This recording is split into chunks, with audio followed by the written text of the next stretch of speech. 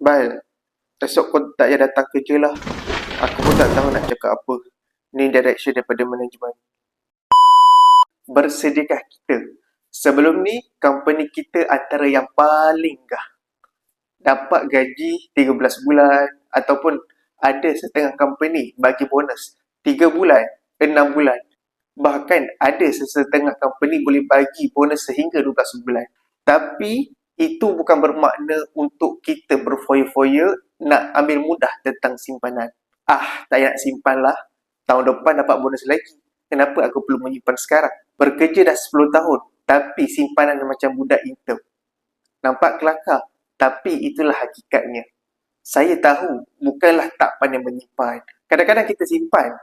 Setiap bulan kita asingkan 300, 500. Tapi kita akan korek balik.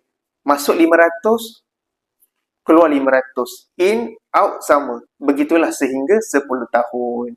Jadi, sesiapa yang ada masalah macam ni, ubati segera sebelum dapat mesej daripada bos korang.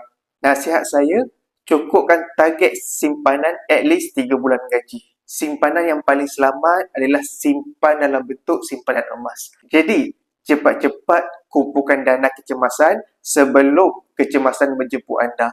Yang mana nak menyimpan emas, yang mana nak sediakan dana kecemasan dalam bentuk simpanan emas. Boleh komen nak ataupun isi detail dalam beg biru.